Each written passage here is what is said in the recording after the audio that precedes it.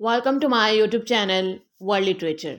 आज जो topic discuss करने वाले हैं वो है the awakening poem by James Weldon Johnson. James Weldon Johnson की ये पोएम है जिसको आज हम डिस्कस करने वाले हैं। फर्स्ट ऑफ ऑल अपने राइटर को डिस्कस करते हैं, देन पोएम की लाइन बाय लाइन एक्सप्लेनेशन देखेंगे एंड इसके मेजर थीम्स को भी हम डिस्कस करेंगे। लेक्चर को स्टार्ट करते हैं। जेम्स वेल्डन जॉनसन की बर्थ को डिस्कस कर लेते हैं।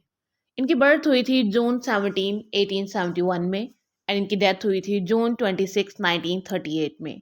अमेरिकन पोइट थे, writer, lyricist and civil rights activist भी थे। इनको National Association for the Advancement of Colored People का लीडर भी जो है वो माना जाता था एंड वहाँ पे इन्होंने जो काम है वो 1917 में स्टार्ट किया था। इस पोएम को टाइटल दिया गया है दी अवेकनिंग का।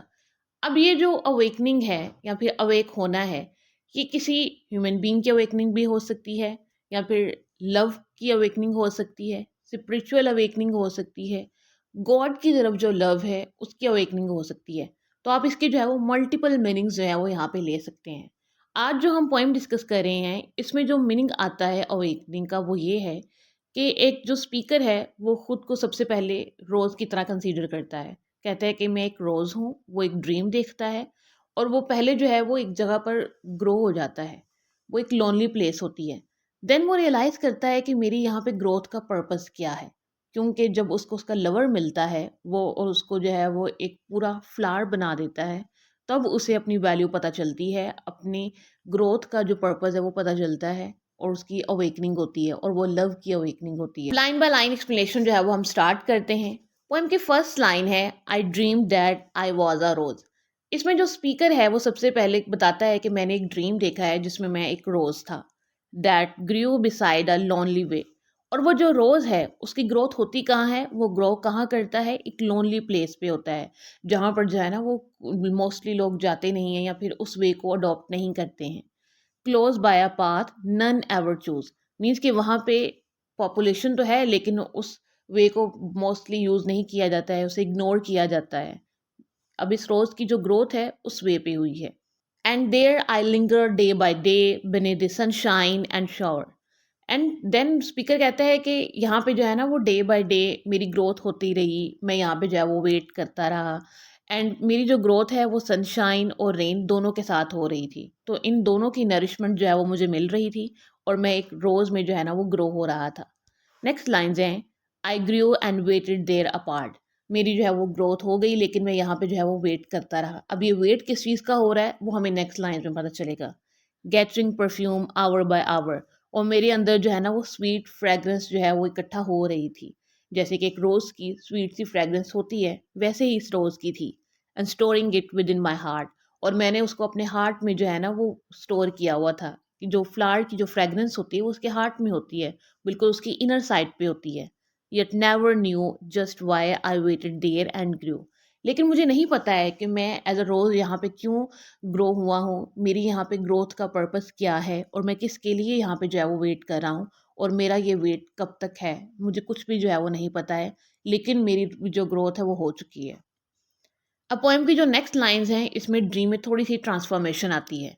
रोज़ जिसका वेट कर रहा था फाइनली वो चीज़ जो है ना वो आ चुकी है, वो लवर जो है वो अब आ चुका है। लाइंस को हम देखते हैं। I dream that you were a B.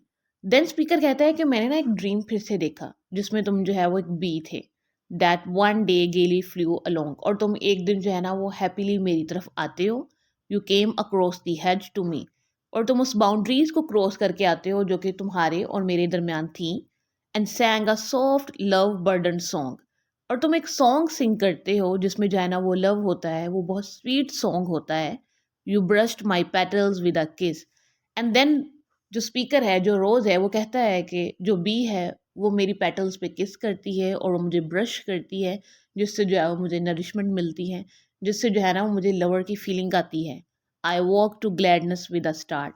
और मैं जो है ना वो ग्लैडनेस से, हैप्पीनेस से जो है ना वो वॉक हो जाता हूँ, अवेक हो जाता हूँ, जाग जाता हूँ। पहले जो है मैं सो रहा था, अब जो है ना मैं अपने लवर को पाकर, अपनी जो मेरा लव ऑफ लाइफ है उसे पाकर जो है ना मैं दोबारा से जाग जाता हूँ, मेरी अवेकनिंग हो जाती है, love awakening.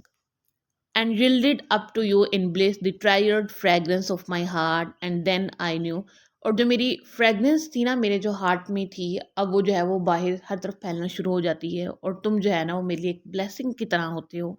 And then I knew that I had waited there for you. इसके बाद जो रोज़ है वो उस बी से जो है ना वो एड्रेस करता है और उसे कहता है कि मेरा जो वेट करने का पर्पस था वो मुझे आज पता चल चुका है। मेरी जो ग्रोथ का पर्पस था वो मुझे पता चल चुका है।